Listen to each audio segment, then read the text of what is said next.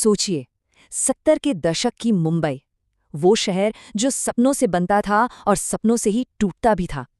और उसी शहर में पुलिस के एक बहुत ही ईमानदार हेड कांस्टेबल इब्राहिम कास्कर के घर एक ऐसी कहानी पनप रही थी जो आगे चलकर पूरे देश के लिए एक नासूर बनने वाली थी।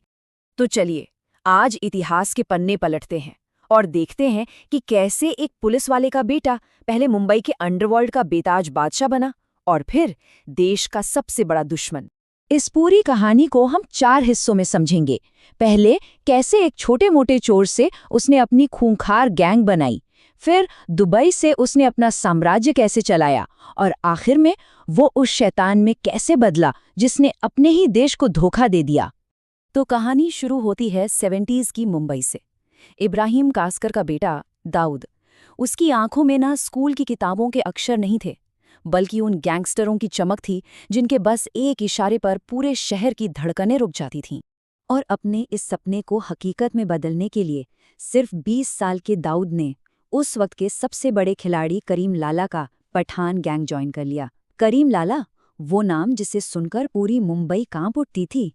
दाऊद का काम बस इतना था कि वो स्मगल किए गए माल को पुलिस और दुश्मन गैंग से बचाकर सही ठिकाने तक पहुंचा दे। लेकिन दाऊद कोई आम गुर्गा नहीं था। नहीं, वो तो बस सही मौके का इंतजार कर रहा था। और ये मौका उसे मिला भी, जब उसे एक किडनैप किए गए कस्टम ऑफिसर से फिरौती की रकम वसूलने की जिम्मेदारी दी गई। रकम थी पूरे 2 लाख रुपए। अब आज के ज़माने में ये शायद ज़्यादा ना लगे, पर उस दौर में इस रकम से एक पूरी सल्तनत खरीदी जा सकती थी। और जैसे ही पैसों की ये गड्डियां दाऊद के हाथ में आईं, उसके अंदर का सोया हुआ शैतान जाग उठा। दाऊद ने क्या किया, उसने पैसों का एक मोटा हिस्सा अपनी जेब में डाल लिया और बाकी की छोटी सी रकम लेकर करीम लाला के भांजे आलमजेब के पास पहुंच गया। आलमजेब ने सीधा पूछा। दाऊद ने बहाना बना दिया कि वो लोग इससे ज्यादा का इंतजाम ही नहीं कर पाए। पर सच भला ज्यादा देर तक कहाँ छिपता है। और जब सच्चाई सामने आई तो जो हुआ वो सिर्फ पिटाई नहीं थी, वो उसके वजूद पर एक तमाचा था। दर्जनों गैंगस्टर्स के सामने उसे घसीटा गया, पीटा गया और फिर एक टूटे हुए खिलौने की तरह गैंग से बाहर फेंक दिया गया। और इस बेइज्जती की आग में ना, दाऊद का वो पुराना रूप जलकर खाक हो गया। उसने उसी रात कसम खाई कि अब वो किसी की नौकरी नहीं करेगा, वो अपनी खुद की सल्तनत बनाएगा, एक ऐसी सल्तनत जिसकी नींव खून और बदले पर रखी जाएगी। और बस यहीं से नींव रखी गई डी कंपनी की। उसने अपने भाइयों साबिर, इकबाल, अनीस और नूरा सबको अपने साथ मिला लिया और एक ऐसी प्रोफेशनल फौज तैयार करनी शुरू कर दी जो सिर्फ स्मगलिंग ही नहीं बल्कि खून बहाने से भी जरा भी नहीं डरती थी। अब मुंबई की सड़कें दाऊद और पठान गैंग के खून से लाल होने वाली थी। साल था 1981। पठान गैंग ने उसके बड़े भाई साबिर को गोलियों से भून दिया और दाऊद की दुनिया जैसे उजड़ गई। अपने भाई की लाश पर उसने कसम खाई कि वो पठान गैंग के एक एक आदमी को चुन चुन कर मौत के घाट उतारेगा। और अपने भाई की मौत का बदला लेने के लिए दाऊद ने एक ऐसी जगह चुनी जहां कोई सोच भी नहीं सकता था, मुंबई का सेशन कोर्ट। उसका निशाना था अमीरजादा, जिसे एक केस की पेशी के लिए कोर्ट लाया जाना था। तारीख थी 6 सितंबर 1983। कोर्टरूम खचाखच भरा हुआ था।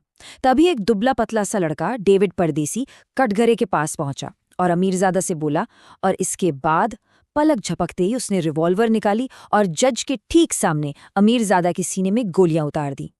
ये संदेश पूरे अंडरवर्ल्ड तक पहुंच चुका था।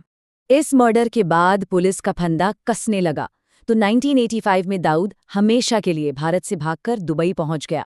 सबको लगा कि डी कंपनी अब खत्म हो जाएगी, लेकिन ये अंत नहीं था। ये तो एक नई और कहीं ज्यादा खतरनाक शुरुआत थी। दुश्मनों और गद्दारों के लिए वो साक्षात यमराज था। एक छोटी सी गलती की सजा भी सीधी मौत। लेकिन अपने वफादार गुर्गों के लिए वो किसी परिश्ते से कम नहीं था। वो उनके परिवार के सारे खर्च और इलाज का जिम्मा उठाता था। और इसी दोहरे चरित्र ने उसे खौफ और वफादारी का एक बेजोड़ संगम बना दिया था। वो दुबई में बैठा था, लेकिन मुंबई पूरी तरह उसकी मुट्ठी में थी। अब शहर की सड़कों पर एक नई जंग छिड़ चुकी थी। इस बार उसके अपने पुराने साथी और अब जानी दुश्मन अरुण गवली के खिलाफ। ये एक ऐसी जंग थी जिसे दाऊद हजारों मील दूर से मानो रिमोट कंट्रोल से लड़ रहा था। दोनों तरफ से बस लाशों के ढेर लग रहे थे। गवली ने दाऊद के जीजा इस्माइल पार्कर को सरेआम मरवा दिया, तो बदले की आग में अंधे दाऊद ने एक ऐसा कदम उठाया जिसने पूरी मुंबई को दहला के रख दिया। उसने गवली के शूटर को जे हॉस्पिटल के अंदर मरवा दिया। सोचिए, एक ऐसी जगह जहां लोग जिंदगी बचाने आते हैं। उस शूटआउट में 400 से ज्यादा गोलियां चलीं और 2 बेगुनाह पुलिस कांस्टेबल भी मारे गए।